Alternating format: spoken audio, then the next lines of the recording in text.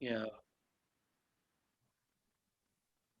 Hello, this is Mike Swanson. I run the website wallstreetwidow.com. And odds are you're watching this video because you got an email from me telling you that it's up on YouTube. If you're not on my email list, click below. You'll find a link in the description to get on it because we're in an interesting moment now in the stock market. We're seeing a tremendous rally. That might be an exaggeration, but the market made a new high after a dump on Monday. Yeah. So what do you think's going on in the markets now, Dave? Look, I don't want to, like, the thing is, about 5 years ago, I was really bearish, or 6 years ago on the markets.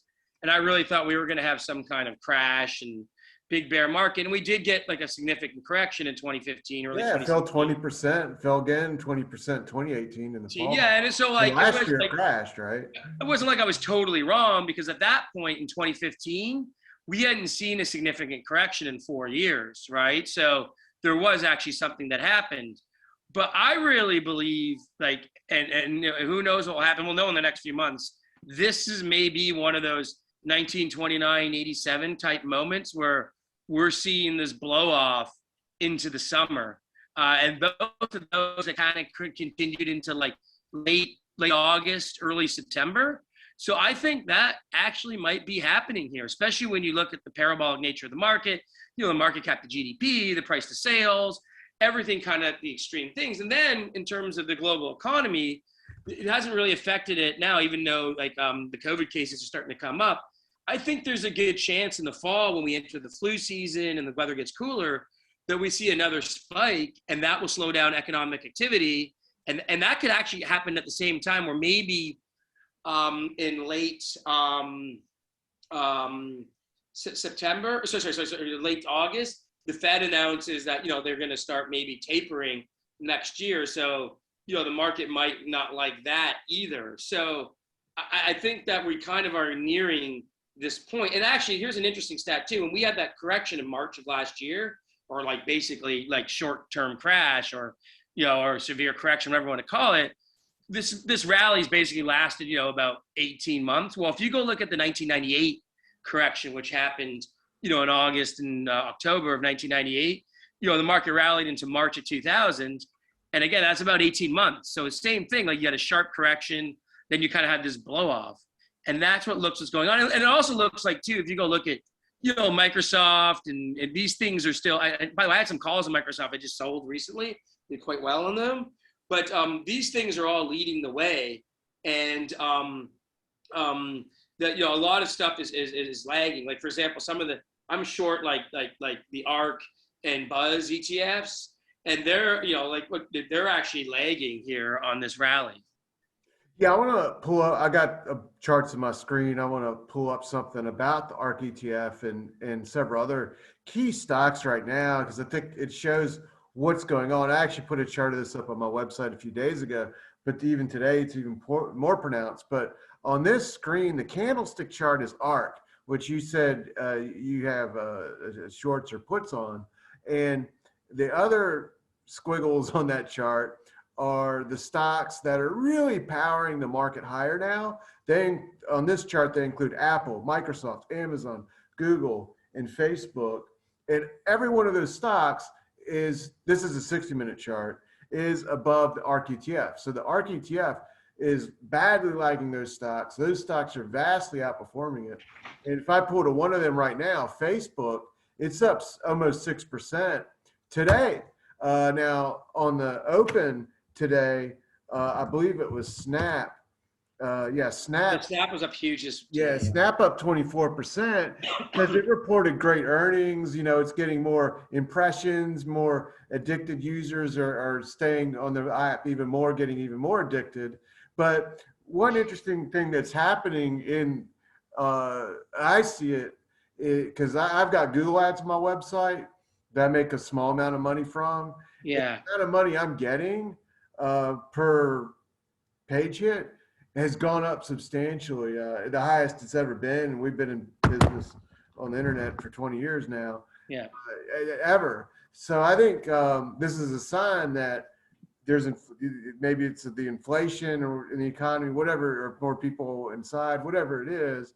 that online spending or at least advertising is doing really well, and the Snap news help fuel Facebook up, which in turn helps push the S&P up, in the Nasdaq. But still, you look at the Russell 2000, it's barely up at all today.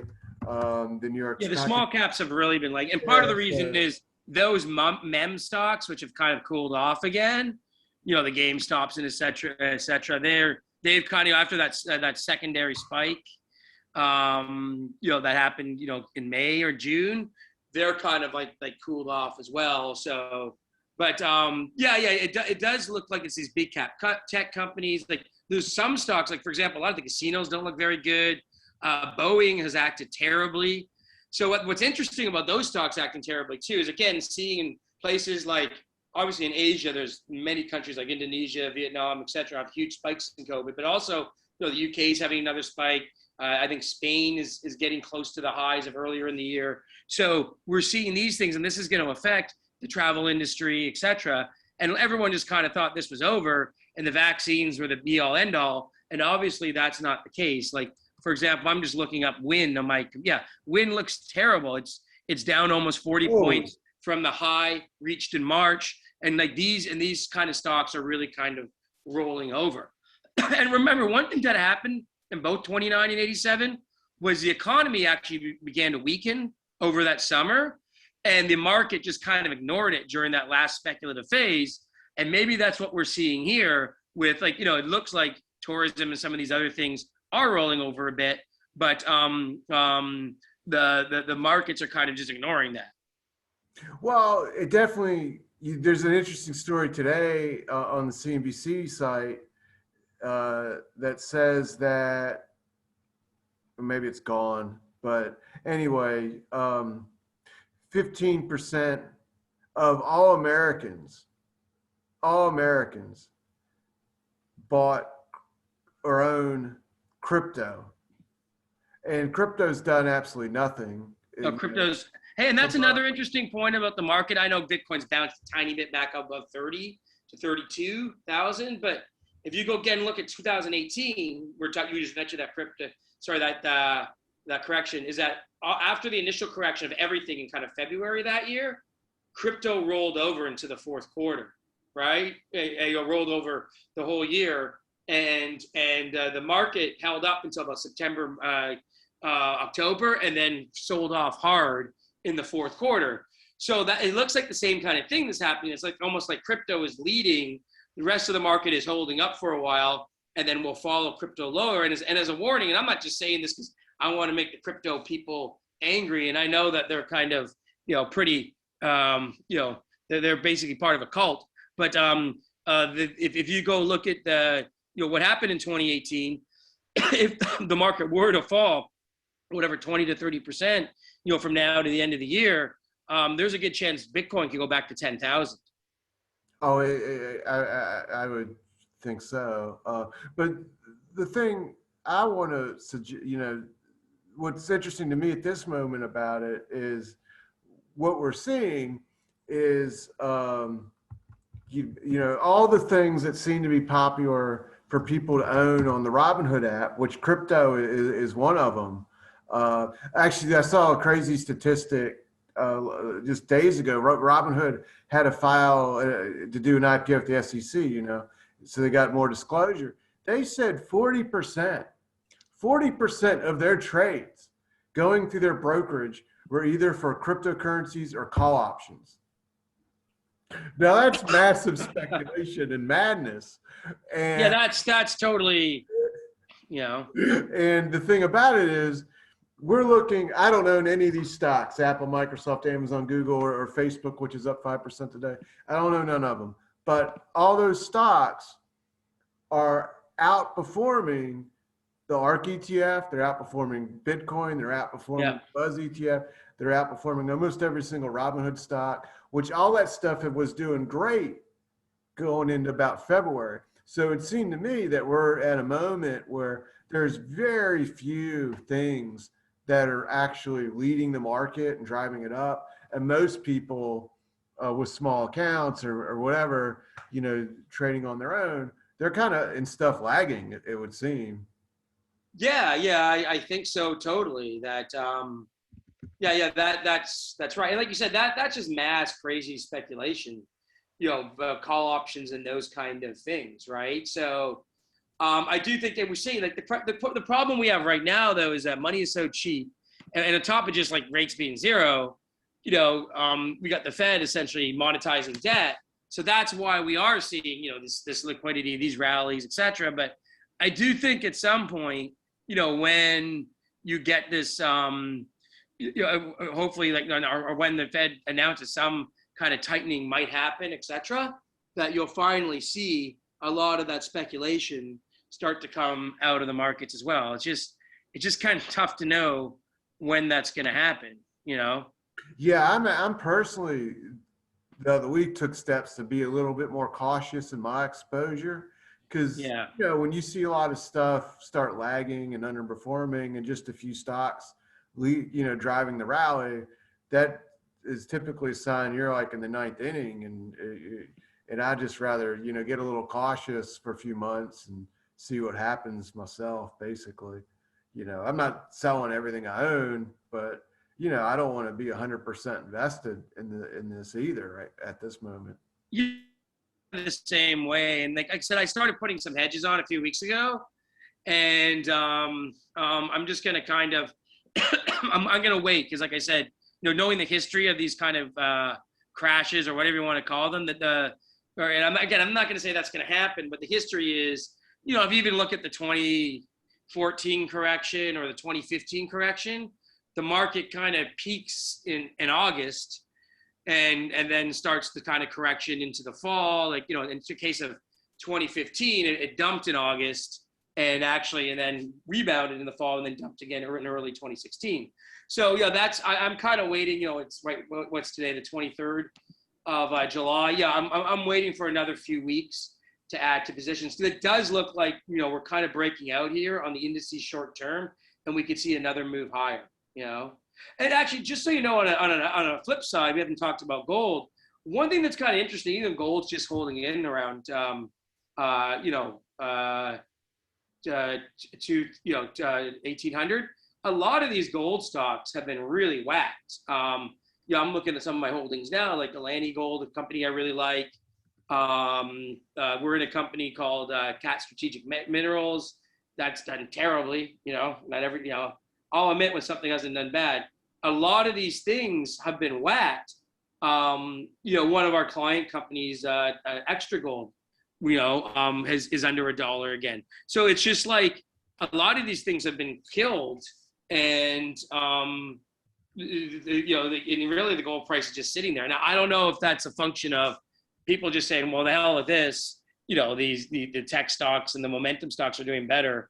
But for whatever reason, they've done poorly, and they probably represent like very good opportunities. Sure. Yeah. Well, to me, gold is, similar to what it was doing it fell, it made a bottom in March after falling since like July last year. And then it rallied and took a hit in June. But that March, it made a double bottom. It went sideways for like 6 weeks. I think that's what's going on now. And until it gets above 1825 or to 1850, most people are just ignoring it. I think that's what. Yeah, I think that's what's going on. Again, if you can look at the HUI, gold is much way above those kind of March lows, but the HUI is just about only 10 points or 4% above those lows. So it's like, for whatever reason, yeah, there's not much interest going on in the equities. But again, I think, yeah, go ahead. Sorry. I think that's something you can take advantage of. Like, for example, gold's fallen from 1900 to 1800. It's only about 5%, but the gold equities, like, again, the HUI has gone from 325 to 260, right? So, which is about 20%. So, but again, I would use that as an opportunity rather than anything. Well, the thing too about it is gold tends to trade opposite to the U.S. dollar. The U.S. dollar, to me, looks like it's likely to, it rallied above. Here's the ETF that tracks it.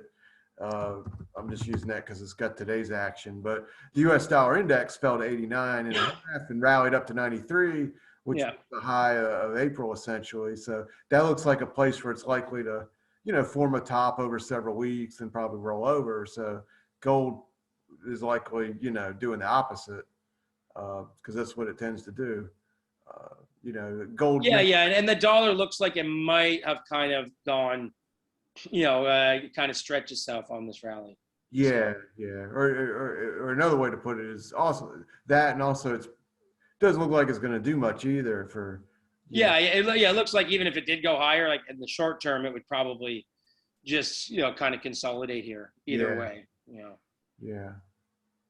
Well, are there any like trades you got your eye on now? No, like I said, like I kind of own some of these things. I'll probably pick away at some of them. Actually, we have a stock that I'm gonna give one of my consulting deals, and then and then you've talked about it too, called Sonoro. They just had good results. SGO.V. If you go on my website, I have an interview I just put up with them. And then that stock has actually held up really well and is near the highs. So I would think that something like that, and they should have an upgraded 43101 now over the next few months. So I think something like that could do really, really well. So so just picking away at stuff like that. And like I said, these shorts, I like to short the momentum stocks. If you do think there's going to be another spike of COVID that hurts tourism and travel in the fall, on rallies, you might want to short, the casinos, airlines, et cetera, stuff like that. And I really like the buzz and ARK shorts. I'm doing it via options because they're ETFs. First of all, they're lagging, and because they're ETFs, the premiums are lower. So I would when I'm looking for this kind of August blow off over the next month, obviously, I'd probably be adding that. Okay. Well, I know you got to take off in a few minutes. So Yeah, I got to leave in a few minutes. Just running some errands, nothing too serious. Tell people to go check out your website for more information. And just so you know, I've been raising money for some deals the last month, and I'm really going to get going on the stock chart of the day site, which you'll see. Actually, for those of you interested, I got like this long-term parabolic chart of Microsoft up there too. So yeah. If you log onto my site every day or sign up for my mail list, probably from going forward period, you're going to see more of these these updates and my chart updates. Oh, great. When anyone out there, if you're just randomly hitting us at YouTube, click the subscribe button and the bell next to it, and then YouTube will tell you the next time we got a video up. Well, thanks for taking the time to talk with me and everyone else, and we'll talk again soon. Yeah, thanks for having me.